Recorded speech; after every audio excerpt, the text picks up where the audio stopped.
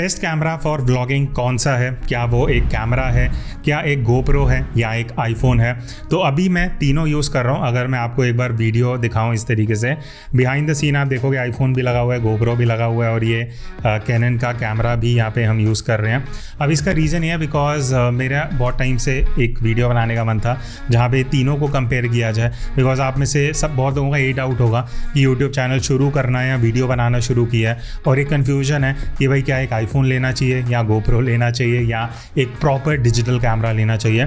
तो इस वीडियो में मैं डिटेल में जाके तीनों चीज़ों के प्रोस मतलब बेनिफिट्स भी बताऊंगा और नेगेटिव्स भी बताऊंगा एंड होपफुली वीडियो के एंड में आपको एक क्लियर हो जाएगा कि क्या आपको आईफोन लेना चाहिए, गोप्रो लेना चाहिए या एक डिजिटल कैमरा। तो सबसे पहले बात करते हैं गोप्रो की या किसी भी एक्शन कैमरा की।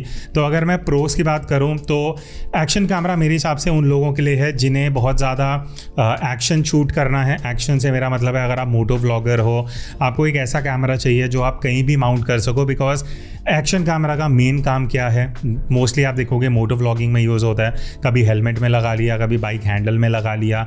उस पर्पज़ से अगर आप देख रहे हो तो action camera is an ideal option, क्योंकि आपको पहली चीज़ माउंट ऑप्शंस बहुत इजीली मिल जाती हैं, एक्सेसरीज अच्छे हैं, प्लस इसका जो एंगल ऑफ व्यू है वो काफ़ी वाइड आता है। तो उससे एक फ़ायदा क्या होता है कि आपको बार बार एंगल एडजस्ट नहीं करना पड़ता। आपको पता है कि अल्ट्रा वाइड एंगल में अगर आप यूज़ कर रहे हो तो आपको वाइड एंगल शॉट मिल जाएगा और ऑलमोस्ट बहुत सारी चीज़ें आपके फ्रेम में कवर हो जाएंगी। दूसरी चीज़, एक्शन कैमराज वाटर प्रूफ होते हैं। वैसे तो आईफोन भी होता है बट एक्शन कैमराज बेसिकली बने उस तरीके से हैं, रगेड है, स्ट्रॉन्ग है कि अगर आप इसको पानी में 30 मीटर तक, मोस्टली एक्शन कैमराज 30 मीटर तक वाटर प्रूफ रहते हैं विदाउट एनी केसिंग।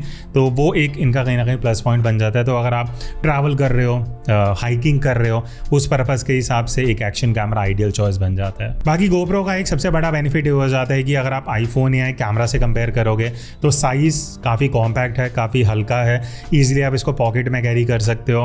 नॉर्मली अगर आप कहीं जगह पे विजिट कर रहे हो, कैमरा के लिए बहुत जगह पे मना कर दिया जाता है बट एक्शन कैमरा या गोप्रो ऐसी चीज़ है जहाँ पे लोग इतना मना नहीं करते, तो आप इजीली ले जाके वहाँ पे शूट कर सकते हो। उसके बाद एक बेनिफिट ये भी मिल जाता है कि नॉर्मली आप देखोगे एक कैमरा या आईफोन 4K में रिकॉर्ड करता है, बट आजकल जो एक्शन कैमराज आ रहे हैं 5.3K, 5.7K, इवन 8K के भी एक्शन कैमराज अब आ चुके हैं। तो रेजोल्यूशन FPS आपको ज़्यादा मिलता है, प्लस स्लोमो में भी आप इजीली 120 या 240 FPS पे जा सकते हो कम बजट में। नॉर्मली आप कैमराज में जाओगे तो आपको थोड़ा ज़्यादा पे करना पड़ता है। अब हम आते हैं कि गोप्रो के नेगेटिव्स या माइनस पॉइंट्स क्या हो सकते हैं। सबसे पहला, डिस्टॉर्शन। बिकॉज अगर आप फेस कैम वीडियो बनाते हो, जैसे आप व्लॉगिंग कर रहे हो, आपको फेस अपने आप को भी रखना है और थोड़ा बहुत आसपास भी दिखाना है। अब उसमें क्या होगा, गोप्रो में ना या इवन किसी भी एक्शन कैमरा में डिस्टॉर्शन बहुत ज़्यादा है। अगर आप वाइड एंगल में शूट कर रहे हो, जो इसका हाइपर व्यू या किसी भी एक्शन कैमरा में वाइडेस्ट एंगल ऑफ व्यू मिलता है, उसमें एक तो फेस बहुत डिस्टॉर्टेड आता है, आसपास जो चीज़ें हैं वो बेंड होने लग जाती हैं, तो वो कहीं ना कहीं उतना नेचुरल नहीं लगता। ऑल्दो लीनियर का आपको ऑप्शन मिल जाता है बट लीनियर में भी कहीं ना कहीं थोड़ा सा वो डिस्टॉर्शन वाला फैक्टर आ ही जाता है। दूसरी चीज़ इसकी जो उतनी खास नहीं है वो है लो लाइट परफॉर्मेंस। बिकॉज चाहे गोप्रो हो या कोई भी एक्शन कैमरा आप देख लो, लो लाइट में सबसे वीक पॉइंट हो जाता है एक्शन कैमरा का। तो डे टाइम में अगर आप शूट कर रहे हो, आउटडोर लाइट बढ़िया है तब तक ठीक है। इवन मैं बोलूँगा अगर आप घर में इंडोर भी वीडियो शूट कर रहे हो या लो लाइट में शूट कर रहे हो, आपको नॉइज़ बहुत ईजिली दिखेगा और क्वालिटी उतनी अच्छी नहीं आएगी। फिर नेक्स्ट पॉइंट बन जाता है बैटरी का। अब बैटरी में देखो क्या है, एक तो बेनिफिट ये है कि रिप्लेसेबल बैटरी है, तो आप शूट कर रहे हो, बैटरी ख़त्म हो गई तो नई बैटरी लगा दो, बट बैटरी भी आपको ख़रीदनी पड़ेगी, उसमें पैसा लगेगा। बट अगर मैं स्पेसिफिकली गोप्रो की बात करूं, बैटरी मुश्किल से 1-1.5 घंटा चलेगा अगर आप रेगुलरली शूट कर रहे हो, जो उतना बढ़िया नहीं है कंपेयर टू बाकी तो जो ऑप्शंस हमारे पास हैं, उसकी बात हम आगे करेंगे। तो बैटरी कहीं ना कहीं एक दिक्कत बन सकती है। अगर आप इतना फ्रीक्वेंटली शूट नहीं कर रहे तो ठीक है, बट अदरवाइज बैटरी एक चीज़ है जो आपको अलग से 1-2 स्पेयर लेके रखनी पड़ेंगी। लास्ट ड्रॉबैक जो मुझे गोप्रो का लगता है वो है एंगल ऑफ व्यू या फोकल लेंथ। अब पहली चीज़, आप अलग से कोई लेंसेज नहीं लगा सकते अनलाइक बाकी दो ऑप्शंस में। कुछ आते हैं अलग अलग बट क्वालिटी उतनी बढ़िया नहीं आएगी। प्लस ये वाइड एंगल स्पेसिफिकली शूट करने के लिए यूज्ड है। अब इसमें अगर जूम करोगे आपकी क्वालिटी और डिग्रेड होती जाती है। ऑल्दो ऑप्शन मिलता है बट वो जूम करके इमेज यूजेबल नहीं रहती। आई वुड सजेस्ट आप वो ना ही करो। अगर आपको जूम करना है तो बाकी दो ऑप्शंस आपके लिए बेटर ऑप्शन बन जाते हैं। गोप्रो सिर्फ तब तक ठीक है अगर आप वाइड एंगल में शूट करना चाहते हो। अब नेक्स्ट हम बात करते हैं आईफोन की। अब आईफोन में सबसे पहले अगर मैं बात करूं कि पॉजिटिव्स क्या हैं, देखो सबसे मेजर रीज़न आप किसी भी व्लॉगर को देख देखोगे वो आईफोन क्यों यूज़ करता है एज़ कम्पेयर टू एंड्रॉयड। ये बहुत डिटेल्ड पॉइंट है, बट मैं आपको सिंपली बताता हूँ। आईफोन आप कोई भी उठा लो, चाहे 13 हो, 14 हो, 15 हो, उसमें अगर आप वीडियो शूट कर रहे हो स्ट्रेट आउट ऑफ कैमरा, बहुत बढ़िया वीडियो आती है। आपको एडिटिंग आप कर सकते हो अगर आपको सिनेमैटिक इफेक्ट चाहिए, बट नॉर्मल वीडियो चाहिए तो सीधा शूट करके आप उसको यूज़ कर सकते हो। तो सबसे बड़ा बेनिफिट ओवर गोप्रो या एक नॉर्मल डिजिटल कैमरा आईफोन में ये मिलता है कि आपको ज़्यादा एडिटिंग का झंझट नहीं करना, सीधा शूट किया और सोशल मीडिया पे अपलोड कर दिया। तो वो जो आपका टाइम है वो बहुत बच जाता है और आप सेम डे ही शूट करके थोड़ा बहुत एडिटिंग करके अपलोड कर सकते हो। दूसरा पॉइंट है एडिटिंग को ही लेके कि अब देखो नॉर्मली क्या होगा, अगर आप एक्शन कैमरा से शूट कर रहे हो या एक प्रॉपर कैमरा से, आपको वो फुटेज पहले पीसी, लैपटॉप या इवन फ़ोन में ट्रांसफ़र करनी पड़ेगी, फिर जाके आप एडिट कर पाओगे। बट फ़ोन में सबसे बड़ा बेनिफिट क्या है, उसी डिवाइस में शूट किया, उसी में ऐप खोली, थोड़ा बहुत एडिट किया एंड सीधा अपलोड कर दिया। तो वो ट्रांसफ़र का झंझट नहीं है, वो आपको उतने इक्विपमेंट्स नहीं चाहिए, आपका टाइम बच रहा है और सेम ही डिवाइस में आप दोनों चीज़ें कर सकते हो। फिर उसके बाद एक बेनिफिट आपको मिलता है कि आप कहीं भी चले जाओ। अब जैसे हम बहुत दिल्ली में आसपास जाते हैं वीडियोस बनाने के लिए, बहुत जगह पे हमें बोला जाता है कि भाई ये कैमरा अलाउड नहीं है। कई जगह पे मैं ऑनेस्टली बताऊँ, आजकल ये एक्शन कैमरा गोप्रो भी मना करने लग गए हैं, बट फ़ोन में ऐसा नहीं है। फ़ोन क्योंकि ऑब्वियसली फ़ोन नेसेसिटी है, उसके लिए कोई मना नहीं कर सकता। तो फ़ोन आप कहीं भी लेके जा सकते हो, व्लॉगिंग कर रहे हो, वीडियो बना रहे हो, उसमें कोई रोक टोक नहीं है। तो सबसे एक्सेसिबल इन तीनों में से कहीं ना कहीं एक आईफोन बन जाता है। फिर उसके बाद अगर मैं इंटरनल माइक की बात करूं तो मैं अभी आपको एक तीनों का टेस्ट सुनाऊंगा ऑडियो का, बट अगर मैं अपने एक्सपीरियंस से बताऊं, गोप्रो या एक्शन कैमरा का माइक अच्छा होता है, बट अगर आप आईफोन से कंपेयर करोगे, आईफोन का इंटरनल माइक इतना बढ़िया है कि अगर आप इतनी नॉइजी जगह में नहीं हो ना, तो इसका internal mic is good enough. आपको एक्सटर्नल माइक भी लेने की ज़रूरत नहीं है। तो अगर आप कैजुअली शूट करते हो, व्लॉगिंग कर रहे हो, फ़ोन थोड़ा पास रख के ऑडियो दे रहे हो, जैसे इतना टाइम इतने आर्म स्ट्रेच पे आप व्लॉगिंग कर रहे हो, तो इंटरनल माइक भी बढ़िया ऑडियो रिकॉर्ड कर लेता है। तो फॉर एग्जाम्पल अभी ये जो वीडियो है मैं आईफोन से ही रिकॉर्ड कर रहा हूँ, ठीक है, फ्रंट कैमरा से है, बट ऑडियो आपको आईफोन से ही आ रहा है। तो अगर आप अभी भी ऑडियो सुनोगे तो आपको अच्छा खासा मिल जाएगा। इट्स डिफरेंट कि अगर मैं बहुत दूर कर दूं फ़ोन तो थोड़ा ऑडियो कम ख़राब होने लग जाता है, बट अगर आप व्लॉगिंग के हिसाब से देख रहे हो तो इंटरनल माइक भी बढ़िया आउटपुट दे देता है। अब जो नेक्स्ट बेनिफिट मुझे आईफोन में लगता है वो है ऑब्वियसली फोकल लेंथ का।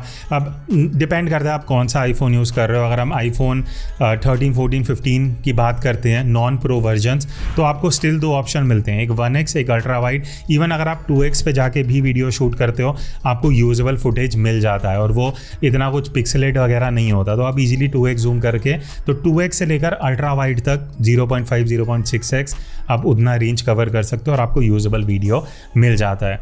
तो ये कहीं ना कहीं आपको छोटे से डिवाइस में ही मल्टीपल लेंसेज की ऑप्शन मिल जाती है। अगर आप ऑब्वियसली प्रो या प्रो मैक्स में जाते हो तो आपको एक एडिशनल टेलीफोटो लेंस भी मिल जाता है। बाकी अगर मैं स्टेबलाइजेशन की बात करूँ, वो भी एक कहीं ना कहीं बेनिफिट है, बिकॉज आईफोन में आप नॉर्मली देखोगे स्टेबलाइजेशन काफ़ी बढ़िया मिलता है। अनलेस आप ट्रैकिंग कर रहे हो, बहुत भाग रहे हो, एक्सट्रीम एक्शन में हो, तब आपको एक अलग से स्टेबलाइजर की रिक्वायरमेंट है। बट अगर आप हैंडल शूट कर रहे हो, नॉर्मल वॉक कर रहे हो, आईफोन में आपको बढ़िया स्टेबल फुटेज मिल जाएगी और अलग से ऐसा कुछ गिम्बल विम्बल खरीदने की ज़रूरत नहीं पड़ेगी। बट अब हम बात करते हैं कि आईफोन के नेगेटिव्स क्या हो सकते हैं अगर आप वीडियो के हिसाब से आईफोन लेने का सोच रहे हो या यूट्यूब पर वीडियोस बनानी है, व्लॉगिंग करनी है। तो सबसे पहला चीज़ जो मुझे लगती है ड्रॉबैक, वो है depth of field. Depth of field से मेरा मतलब है ब्लर इफेक्ट। अब आप कहोगे आईफोन में तो सिनेमैटिक मोड आता है। Cinematic mode is good, but उसमें क्या है कि वो सॉफ्टवेयर बेस्ड है तो आपको दिखने लग जाता है, थोड़ा सा आर्टिफिशियल ब्लर है। वो जो कैमरा का ब्लर इफेक्ट आता है ना, वैसा आपको आईफोन से नहीं मिलेगा। प्लस क्वालिटी उतना बढ़िया नहीं आता, कई बार एज डिटेक्शन इधर उधर हो जाता है। तो ऑप्शन है बट उतना बढ़िया नहीं है। तो मुझे कहीं ना कहीं लगता है अगर आप उस हिसाब से आईफोन लेने का सोच रहे हो कि ब्लर इफेक्ट बढ़िया आएगा, तो कहीं ना कहीं आप आईफोन से वैसा आउटपुट नहीं निकाल पाओगे जो आपको एक प्रॉपर कैमरा में मिलेगा। दूसरी चीज़ है लो लाइट परफॉर्मेंस का। अब ऑब्वियसली अगर मैं एक्शन कैमरा से कंपेयर करूं, आईफोन का लो लाइट काफ़ी ज़्यादा बेटर है, नॉइस कंट्रोल अच्छा है।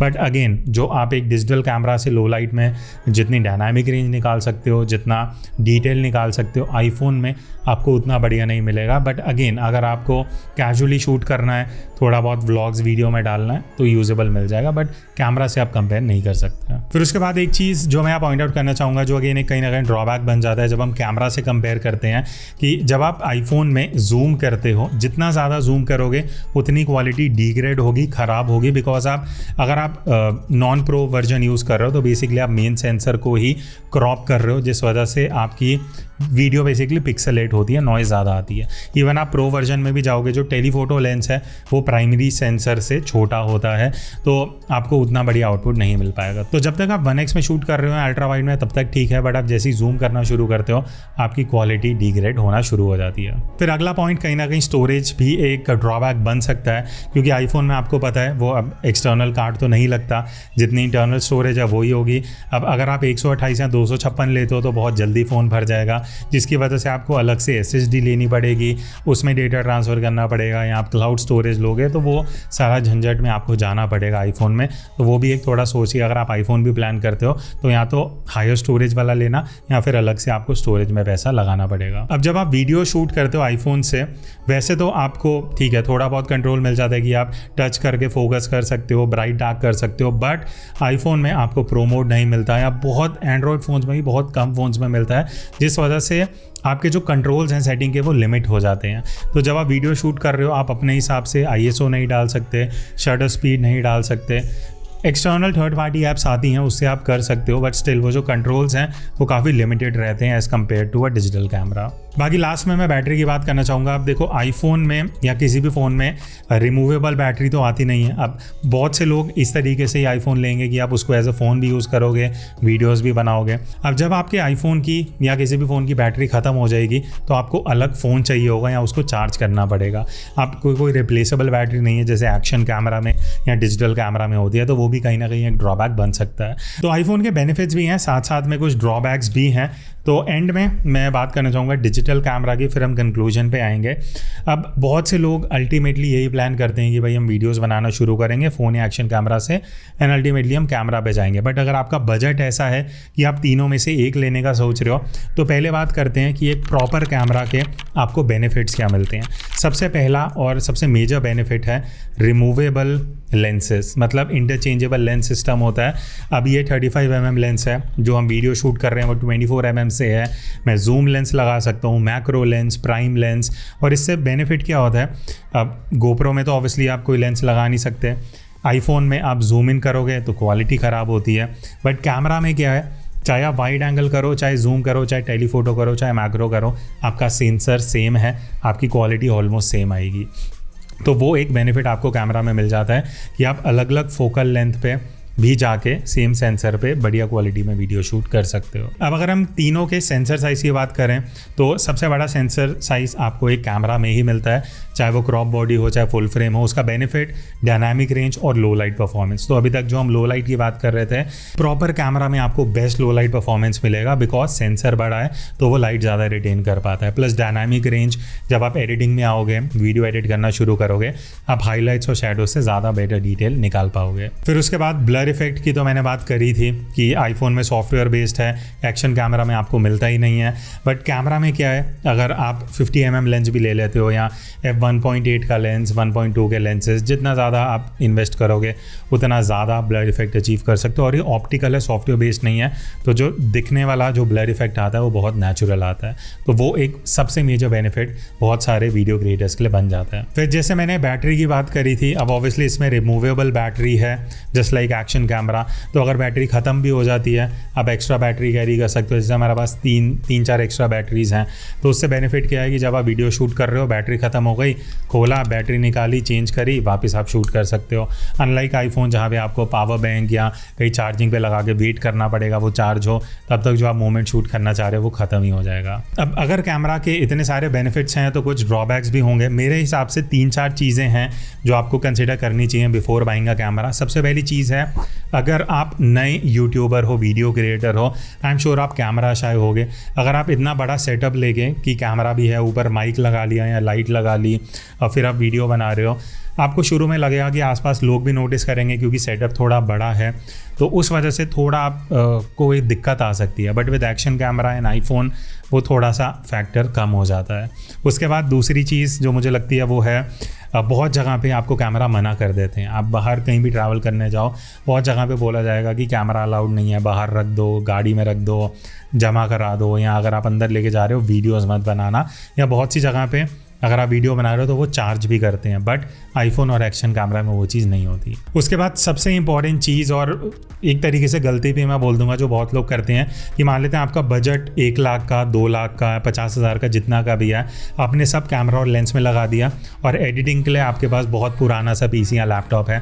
अब जब आप 4K में वीडियो शूट करके आओगे, एडिटिंग करने बैठोगे, आपका सिस्टम और पीसी हैंग हो जाएगा। क्यों? बिकॉज जब आप 4K में वीडियो शूट करते हो एक कैमरा से बहुत ज़्यादा डेटा होता है उस फाइल में, तो उसको एडिट करने के लिए आपके पास उतना इक्विप्ड पीसी या लैपटॉप भी होना चाहिए। तो वो भी ध्यान रखना कि आपके पास एटलीस्ट 16 GB रैम हो जब आप एडिट कर रहे हो 4K वीडियो, नहीं तो आपके पीसी या लैपटॉप में दिक्कत आ सकती है। और लास्ट, वो नेगेटिव पॉइंट तो नहीं है, बट वो आपको कंसिडर करना चाहिए कि जब आप कैमरा ले लोगे ना, मोस्टली लोग क्या करते हैं कि चलो 50,000 का बजट लिया, कैमरा खरीद लिया, लेंस में आपने इन्वेस्ट ही नहीं किया। तो आपको ये ध्यान रखना पड़ेगा, बहुत से लेंसेज आपके कैमरा से भी महंगे आ सकते हैं, तो वो भी एक इन्वेस्टमेंट है, बट उसको आप नेगेटिवली मत लो। वो जब आप लेंस लेते हो तो आपके ऑब्वियसली क्वालिटी में ही इम्प्रूवमेंट होगी।